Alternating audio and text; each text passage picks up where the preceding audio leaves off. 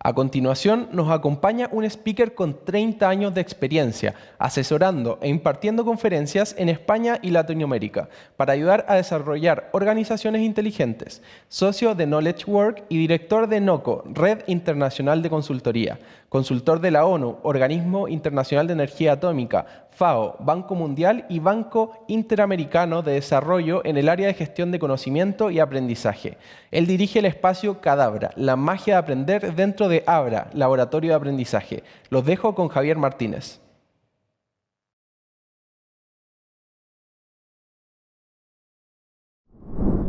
Muchas gracias, José Ignacio. Mi presentación se llama Hacia un mundo de organizaciones más inteligentes y la hipótesis que yo les quiero contrastar es que la inteligencia es el principal mecanismo que tiene una empresa para conseguir sus resultados. Entonces, la pregunta que uno se tiene que hacer es ¿y cómo puedo hacer que mi empresa sea más inteligente? Voy a hacer una pequeña introducción.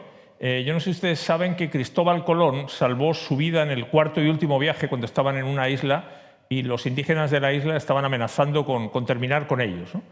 La ventaja que tenía Colón es que sabía que se venía un eclipse y lo que hizo fue amenazar, en este caso, al jefe de la isla diciéndole que si no le entregaban los alimentos que necesitaban, les ayudaban a reparar los bucos y los mantenían con vida, iba a hacer que el sol se oscureciera como efecto de la furia de los dioses, ¿no? Llegó el eclipse y, claro, los indígenas se atemorizaron, le entregaron todo lo que necesitaba, ¿no?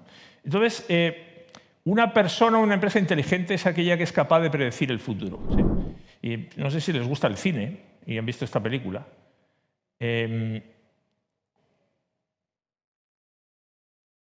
Un enemigo que conoce el futuro es imposible de derrotar. O sea, aquel que puede predecir el futuro siempre tiene una ventaja. Y de hecho, con la pandemia, una de las cosas que hemos aprendido es que no podemos improvisar. Si esperamos a reaccionar es demasiado tarde, ¿no? Les quiero hacer una serie de preguntas metafóricas, de alguna manera. Si yo les preguntara cuál es la prioridad de una empresa o de un individuo, que no es lo mismo que el objetivo, la prioridad es mantenerte vivo, ¿no? Y el mecanismo que nos permite sobrevivir se llama la inteligencia. Y el órgano o el dispositivo responsable de la inteligencia es justamente el cerebro. Ahora, sabemos bien dónde está el cerebro en una empresa, pero no está claro dónde está el cerebro en una organización. Yo hice una charla TED hace muchos años justamente explicando por qué los individuos son más inteligentes que la empresa para la que trabajan y, por tanto, el desafío hoy es ¿y qué tiene que hacer una empresa para ser tan inteligente como sus individuos? Yo estoy convencido que estamos en la era de la inteligencia, lo que explica por qué nuestros amigos primates siguen en los árboles mientras nosotros estamos paseando por la Luna, cuando hace cientos de miles de años estábamos todos en los árboles, es que tenemos mucha más inteligencia que el resto de los animales, ¿no? Y todo lo que hemos logrado ha sido gracias a nuestra inteligencia. Y cuando algo no lo podemos hacer, somos suficientemente inteligentes como para inventarlo, para desarrollar el conocimiento necesario. Es importante volar, nos inventamos los aviones, ¿no? Es importante salvar la vida de nuestros niños, somos capaces de inventarnos un útero artificial. Ahora, eso significa que si la inteligencia lo cruza absolutamente todo, la inteligencia artificial, de la que estamos hablando tanto últimamente, va a cruzar absolutamente todas las dimensiones de nuestra vida. ¿Qué se entiende por inteligencia? Yo se lo voy a explicar de una manera muy coloquial. Una persona inteligente es una persona que elige bien. No sé si han visto esta película que cuenta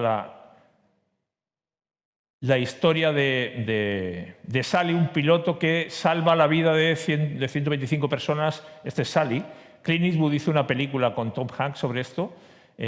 Y una persona, por tanto, que elige bien es una persona que toma buenas decisiones, ¿eh? Ahora, para que tú tomes buenas decisiones tienes que ser capaz de predecir el futuro. De las varias opciones para elegir, eliges justo la que tiene más posibilidades de ocurrir, ¿no? De nuevo, inteligencia tiene que ver con capacidad de predecir. Ahora, tú no tomas buenas decisiones por casualidad. Para que tomes una buena decisión, aterrices un avión en el río Hudson y salves a 125 personas, sí o sí tienes que tener conocimiento. Y claro, para tener conocimiento, tú has tenido que dedicar un montón de tiempo a aprender. En un simulador, pero sobre todo, en el caso de los pasajeros que iban en el avión ese día, tenían el mejor piloto posible que había invertido miles y miles de horas de aprendizaje, ¿sí? Entonces, yo creo que estamos en el mejor escenario posible. ¿Por qué? Porque si la inteligencia cada vez es más importante, el conocimiento y el aprendizaje son los elementos de los que está compuesta la inteligencia. Y de hecho les quiero hablar muy brevemente de esa manera en la que yo desgloso la inteligencia. Primero tiene que ver con el conocimiento. Y yo estoy convencido que nada influye más en los resultados de un equipo o de una empresa que la inteligencia. A mí me gusta usar siempre el récord Guinness para resolver el cubo Rubik, que para que lo vean, está en 3,1 segundos. Y si uno se pregunta qué diferencia esa persona de cualquiera de nosotros, no es el cubo, no es que sea chino, no tiene más brazos o más ojos, tiene conocimiento que le permite obtener resultados que los demás no podemos hacer, ¿no? Entonces, a la pregunta de ¿tiene valor el conocimiento? Yo creo que la respuesta es muy obvia, pero lo mejor es ponerle incluso números. Esto es un cliente nuestro que tiene máquinas que producen papel. Y si lo ven ahí, tiene diferentes máquinas, la misma máquina, el mismo proceso, según la persona que lo opera, el resultado es totalmente distinto. Es decir, es el mismo cubo, pero hay alguien que produce un 30% más que el resto. ¿Por qué? Porque tiene conocimiento. Entonces, yo estoy convencido que nuestra vida depende de nuestro conocimiento. Si tú un día vas en un avión y el piloto y el copiloto se ponen el paracaídas, abren la puerta y saltan por la puerta del avión, a partir de aquí o hay alguien en ese avión que tiene conocimiento para pilotar o aquí se termina tu viaje, ¿no? Entonces, cuando hablamos de conocimiento no hablamos solamente de saber cosas, sobre todo hablamos de saber hacer cosas. El conocimiento no es algo que uno tiene, es algo que uno hace y, por tanto, el conocimiento se demuestra. Ahora, aquí, por ejemplo, ¿quién es el que gana? ¿Quién se lleva la plata? El que es capaz de sacar el billete debajo de la botella sin tirar la botella. Y se van a dar cuenta que aquí no importa ni la edad, ni importa el título, lo que importa es si tienes conocimiento o no lo tienes. El otro elemento de la inteligencia es el aprendizaje. ¿Por qué es tan importante aprender? Porque el proceso que produce conocimiento, que hemos dicho que es lo que más influye en los resultados, es el aprendizaje.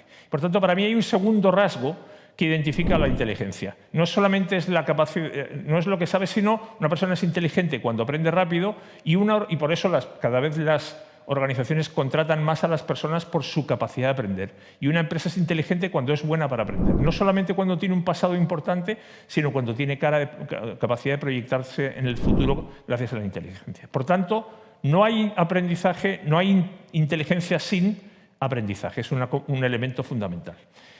Y si ustedes se dan cuenta que los resultados vienen gracias al conocimiento que tenemos y, por tanto, lo que genera el conocimiento es el aprendizaje. ¿Cómo funciona la inteligencia? ¿Cómo somos inteligentes las personas? El mundo, el presente, que es en el que vivimos todos, es un mundo de decisiones. Hay estadísticas que te dicen que tomamos 35.000 decisiones al día y la mayor parte del tiempo que invierte un ejecutivo es en tomar decisiones. Y cada vez que tú tomas una decisión, lo que estás haciendo es una predicción con la esperanza de acertar. Recuerden que antes decíamos, para tomar buenas decisiones tú tienes que tener conocimiento y, por tanto, la materia prima que forma nuestras decisiones es el conocimiento. Yo no puedo decidir sobre energía nuclear o sobre cáncer porque no tengo conocimiento suficiente. Ahora, cada vez que hacemos algo, que decidimos hacer algo, tenemos que recurrir al conocimiento que tenemos. O sea, miramos hacia atrás, estamos en el presente, vamos a decidir, pero para poder decidir, miramos primero al pasado, al conocimiento que tenemos. Si yo te paso una bici, tu cerebro busca el conocimiento que tienes para andar en bici. Por eso, para aprender necesitas recordar. Si olvidaste lo que aprendiste, entonces no puedes decidir. ¿Okay? Ahora, ¿quién hace ese trabajo por nosotros de manera muy eficiente? Nuestro cerebro. Tu cerebro, sin que tú le preguntes, cuando sabe que vas a andar en bici, te entrega el conocimiento para andar en bici. Y, de hecho, profesionalmente somos nuestro cerebro. Ahora, si tú te preguntas quién hace este trabajo en la empresa, el problema es que no hay nadie que lo haga. Todo el mundo se empieza a mirar, no sé si se acuerdan de la película El bueno, el feo y el malo, todo el mundo se mira para ver quién es el responsable, ¿no? Bueno, ¿y qué es lo que ocurre? Que no hay nadie en la organización que se ocupe de proveerte el conocimiento que necesitas, sino que generalmente trabajas con lo que tú sabes, pero tampoco hay nadie preocupado de capturar el conocimiento que se va generando cada día para aprender en el futuro. Eso que el cerebro hace muy bien por nosotros de manera individual, a nivel de organización no lo hace nadie. Por tanto, uno se encuentra con este tipo de artículos, por ejemplo, en Harvard Business Review, ¿por qué las organizaciones no aprenden si están llenas de gente inteligente? Y la explicación es que las empresas no tienen un cerebro como lo tenemos nosotros, no hay ningún órgano que se preocupe de ir almacenando y entregando el conocimiento que se va generando. ¿Okay? ¿Qué tendría que hacer una empresa para ser más inteligente? Bueno, lo primero es entender que hay un contexto que ha ido cambiando. Hay dos variables que son distintas. Lo primero, el mundo se ha ido desmaterializando. ¿Qué significa eso? Que vivimos en una era de intangibles. Un pequeño paréntesis. Cuando uno mira la composición de los equipos directivos de cualquier organización, en cualquier industria, la mayor parte de los directivos son ingenieros hombres. Este es uno de los mantras del mundo de la ingeniería. Aquello que no se puede medir, no se puede gestionar. Es decir, si no está en una hoja de Excel, no existe. ¿Y eso qué significa? Que nadie diseñó las organizaciones para que se hicieran cargo de los intangibles. En el mundo ingenieril los intangibles no existen. Y, sin embargo, las empresas, aunque vendan productos físicos, lo que te están diciendo es que te están vendiendo una experiencia. A pesar de que lo que vendan sea un activo físico, te están hablando de emociones que son intangibles. Y el intangible más importante de todos es el conocimiento. Este es un ranking de los países más desarrollados del mundo. No son desarrollados porque tengan materias primas, son desarrollados porque tienen conocimiento, ¿sí? Y este es el ranking de las empresas que dominaban el mundo hace 23 años. Este es el ranking de las empresas que lo dominan hoy. Y todas las que dominan hoy el mundo son empresas que no tienen activos físicos. De nuevo, tienen conocimiento. Y esta seguramente es una de las frases más habituales en el mundo de las personas. Las personas son lo más importante. Si yo les dijera, ¿qué pasa si mañana las personas de tu empresa no van a trabajar y llegan la gente de cualquiera de estas 4 empresas? Y la respuesta es, por muy inteligentes que sean estas personas, como no tienen el conocimiento de tu negocio mañana no funciona. Y si las personas de tu empresa se van a estas empresas, mañana no sale un avión de la TAM, mañana no sale un cohete de la NASA, mañana no sale un automóvil de las fábricas de Ford. Entonces, lo importante no son solamente las personas, es el conocimiento que tienen esas personas para hacer lo que tienen que hacer. El segundo elemento que ha ido cambiando es que el cambio se va acelerando. El cambio no es nuevo, siempre existió, pero hay cosas que no somos capaces de predecir. Nos pilló por sorpresa la pandemia, nos pilló por sorpresa la guerra en Europa. Entonces, ¿por qué es importante la velocidad del cambio? Porque hace que el conocimiento caduque cada vez más rápido. No sé si ustedes saben que por primera vez Netflix ha perdido su liderazgo en el mundo del streaming, y si Netflix deja de aprender le va a pasar lo mismo que le pasó a Blockbuster cuando llegó Netflix, que otros se la van a comer. Entonces, la buena noticia es que esto lo sabemos porque esto está en la Biblia, lo sabemos desde hace miles de años. La mitad de esas empresas que yo les mostraba en el ranking del 2000 ya no existen porque dejaron de aprender. Y, de alguna manera, yo creo que al final el aprendizaje es una decisión. Tú puedes decidir seguir cortando el árbol con un hacha como siempre lo has hecho, pero tienes que ser consciente de que hay otros que siguen aprendiendo, generando conocimiento nuevo. Entonces, al final, y parece que en esto hay acuerdo, la habilidad más importante para el futuro es justamente la capacidad de aprender. Y si el conocimiento caduca cada vez más rápido, entonces aprender es incluso más importante que saber. Y si usáramos la metáfora del cubo Rubik, la vida es una sucesión de cubos de Rubik. Y por mucho que domines un cubo, mañana el cubo va a ser distinto. Va a llegar una pandemia, va a cambiar el gobierno, va a llegar una crisis social, da lo mismo. Por tanto, el cubo que tú conoces hoy no te sirve. Y, de nuevo, la decisión es o aprendes continuamente o te conviertes en un commodity que es fácilmente externalizable, ¿sí? Entonces, si se fijan, tenemos empresas diseñadas para no cambiar, para ser estables en un mundo de activos físicos, y hoy en día estamos en un mundo que cambia rápidamente y que, además, se basa en intangibles. Finalmente, los 3 elementos en los que yo creo que una empresa tiene que hacer énfasis si quiere ser más inteligente, porque de hecho ya es inteligente porque de otra manera no existiría. Lo primero es aprender del futuro, que suena a contradicción. Y eso significa que el pasado es fundamental, pero no es suficiente. Es lo mejor que tenemos, pero nos damos cuenta que lo que viene al día siguiente no es necesario una prolongación. Y eso significa que la formación es importante, pero no basta, no alcanza para prepararnos necesariamente para lo que viene después. ¿Por qué aprender del futuro? Porque ya nos hemos dado cuenta que en la carretera por la que vamos, en la siguiente curva, lo que llega es distinto de lo que conocíamos hasta ahora. Y no nos podemos confiar. Si vamos en piloto automático nos vamos a encontrar con sorpresas.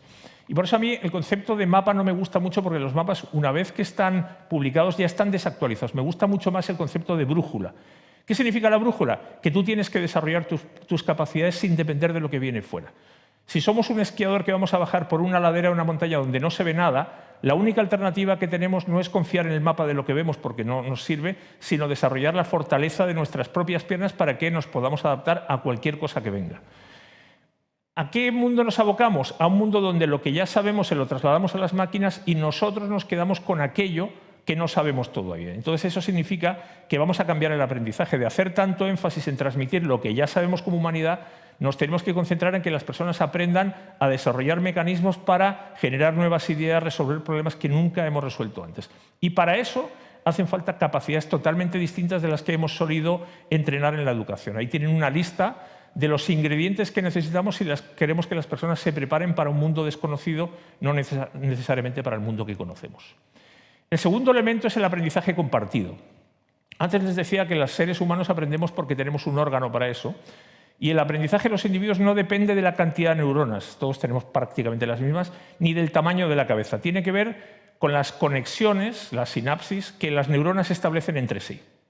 Es ahí donde está. El conocimiento está en nuestra cabeza, pero no en las neuronas individuales, sino en esas conexiones que las neuronas hacen cada vez que hacemos algo. Es decir, es como si tuviéramos la cabeza llena de piezas de Lego y nuestra vida, nuestro proceso de aprendizaje es conectar esas piezas entre sí. Ahí es donde está nuestro conocimiento.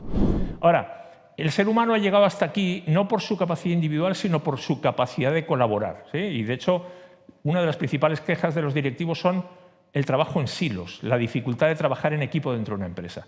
Y el problema no es que los individuos sean egoístas, sino que los llevamos a trabajar de manera individual. Diseñamos el trabajo para que cada uno trabaje por su lado. Yo antes decía, ¿cuándo aprende una persona? Cuando conecta neuronas. Bueno, ¿cuándo aprende una empresa? Cuando conecta personas. Es ahí donde radica la inteligencia de la organización. Entonces, el aprendizaje no está en el individuo, está en la conexión, en la relación que los individuos establecen o no. No está en el jugador de fútbol individual, sino en los pases que los jugadores se dan entre sí. Yo no sé si ustedes saben, hay software, hay mecanismos que te permiten mapear la conexión, la interacción de las personas de una organización. Si tú preguntas con quién hablas, puedes mapear esa red de conexiones. Si cambias la pregunta y preguntas quién te ayuda, es decir, quién te provee conocimiento, la densidad de esa red es muy diferente. Y cuando la densidad es baja, cuando las conexiones son bajas, la capacidad de esa organización de aprender es muy baja, no importa lo bueno que sean los individuos. Entonces, ya sabemos que nadie trabaja solo, todos tenemos tareas, pero todos dependemos unos de otros. Aunque unos se lleven más gloria, el piloto no puede ganar una carrera solo. Entonces, yo les decía antes, la clave no está en el nodo, está en la red. Sin nodos no hay red, pero el nodo no es suficiente. Por eso, una empresa aprende, insisto, cuando las personas interactúan. Y finalmente, eso significa que estamos hablando de no trabajar tú solo, sino sumar cerebros a tu cerebro. El último elemento de este aprendizaje de una organización más inteligente tiene que ver con el aprendizaje digital. Yo creo que hoy en día todas las empresas saben que sin tecnología no pueden funcionar. Todas las empresas son de software de alguna manera. Y a mí me gusta esta definición de inteligencia del CEO de DeepMind. La inteligencia artificial es un sistema que convierte datos e información en conocimiento. Si se fijan, la inteligencia artificial necesita el pasado. De hecho, se basa en explotar el pasado para, a partir de ahí, predecir el futuro. Y claro, la inteligencia artificial nos ayuda a hacer algo que los seres humanos somos muy malos. Procesar toda esa información del pasado es algo que los seres humanos no podemos hacer. Y eso implica que sin inteligencia artificial, la inteligencia artificial es imposible sin datos. Los alimentos de la inteligencia artificial son los datos. Y no sé si ustedes saben que ChatGPT, la mayor parte de la inversión en ChatGPT se ha hecho en entrenar ChatGPT con toda la información que existe. Entonces, claro, para que haya datos hay que tomarse la molestia de capturarlos, de documentar y sistematizar algo que ni nos gusta ni somos muy buenos para hacerlo, ¿no? Ahora, si se fijan, lo importante, por tanto, no es tener un montón de datos, sino nuestra inteligencia para ser capaz de tomar decisiones a partir de esos datos. Les pongo un ejemplo. El mundo del deporte, como el resto, está obsesionado capturando datos. Y cuantos más datos yo tenga, puede ser mejor, pero si no soy capaz de hacerle preguntas adecuadas respecto del negocio en el que estoy, los datos no me sirven de mucho. Que un sistema me diga un jugador dio el 85% de los pases bien, no significa mucho. ¿Cuántos de esos pasos fueron adelante? ¿En qué parte del campo habilitaron a un compañero? Etcétera, etcétera. La única manera que yo tengo de interrogar esos datos para realmente sacar inteligencia es conocer bien mi proceso. Y eso es algo que sabemos los individuos, no saben las máquinas. Por ejemplo, por eso ChatGPT es una herramienta de gestión de conocimiento. ¿Por qué? Porque me permite reutilizar todo ese pasado de manera superior a la que el cerebro de cada uno de nosotros puede hacer, ¿no? Entonces, de alguna manera, la promesa de la inteligencia artificial es no vuelvas a hacer algo que ya hemos hecho previamente, reutilízalo, ¿no? Y por eso ChatGPT no es útil si tú, uno, no tienes el conocimiento para entrenarlo, dos, no eres capaz de hacerle las preguntas adecuadas, no cualquier pregunta, y tres, cuando te devuelve una respuesta, eres capaz de saber si esa respuesta te sirve o no. Y para eso, de nuevo, el conocimiento humano es fundamental. Por eso, si se dan cuenta, ¿cuándo acudes a ChatGPT? Cuando necesitas conocimiento. Cuando ya sabes la respuesta, no es útil. Y ChatGPT lo que te permite es tener una conversación infinita, es como tener expertos en conocimiento con los que tú puedes conversar eternamente, ¿no? Entonces, la promesa, de alguna manera, es nunca más trabajes solo. No trabajes solo con tu conocimiento, sino suma conocimiento. Ahora, en este mundo, si tú dedicas tiempo a pensar, la inteligencia artificial te potencia, pero si tu trabajo consiste en ejecutar y en hacer, la inteligencia artificial te va a sustituir, ¿no? ¿Cuál es el mejor mundo posible aparentemente? Bueno, la combinación de nuestras capacidades individuales sumadas a lo que una máquina puede hacer por ti. El concepto de copiloto que está desarrollando Microsoft, donde yo como médico me apoyo en las máquinas para que hagan cosas, o yo como conductor me apoyo en la máquina para que me ayude. La inteligencia artificial debiera ejecutar lo que nosotros previamente hemos decidido. La decisión es nuestra, toda la información previa se la entregamos a la inteligencia artificial. Entonces, al final vamos a trabajar asistidos por. Siempre un médico va a ser un médico trabajando asistido por inteligencia artificial. Un abogado va a ser asistido por inteligencia artificial. No nos vamos a imaginar el futuro si no es apoyados en inteligencia artificial. Y eso significa que tenemos que dejarle que haga el trabajo sucio que hasta ahora hemos hecho nosotros y nosotros liberarnos para ojalá poder hacer otros trabajos de mayor valor. Y termino con las conclusiones. Fíjense que yo les decía antes, la inteligencia es ser capaz de predecir el futuro. Y para ser inteligente tienes que tomar buenas decisiones. Los individuos tenemos una ventaja. Tenemos un músculo, tenemos un cerebro que es el dispositivo que nos provee la inteligencia. Cuando uno va a una empresa y dice ¿dónde está el cerebro de la organización? Es difícil de encontrar, ¿no? Si ustedes creen que lo que viene de aquí en adelante va a ser cada vez más complejo, el cambio va a ser cada vez más rápido, va a ser más difícil de predecir lo que viene, si esto es así, entonces aprender va a ser cada vez más importante, porque la única herramienta que te prepara para lo que viene después, que no lo sabes, es la capacidad de aprender. Entonces, la ventaja y la buena noticia es que somos el mejor dispositivo sistema de aprendizaje que existe. Y si las organizaciones se quieren parecer a nosotros, tienen que desarrollar ese músculo de aprender. Ahora, aquí hay un mensaje para los líderes. Los primeros que tienen que apostar por la inteligencia, por el aprendizaje y por el conocimiento son evidentemente los líderes. Eso cualquier padre sabe, que si quieres que tus hijos hagan algo, primero lo tienes que hacer tú. Y hay líderes que saben que aprender es tan crítico que dedican 1 hora todos los días sagradamente. O sea, poderse se puede. Aquí tienen al CEO de Microsoft que dice, nuestra empresa, sobre todo, queremos ser una empresa que lo aprende todo, no que lo sabe todo. Saber es el pasado, aprender es el futuro. Entonces, la pregunta final es, ¿ustedes creen que su empresa se puede permitir no aprender? Tenemos que ser conscientes de los riesgos que corremos. Y termino con esta frase, miren, el mundo se divide entre los que saben y los que no. Y los que saben siempre tienen ventajas, y los que ignoran están en desventaja, como veíamos con el ejemplo del coronel al principio. Entonces, la decisión es en qué parte de este mundo queremos estar. Y esta frase la dijo hace 500 años Maquiavelo. Muchas gracias.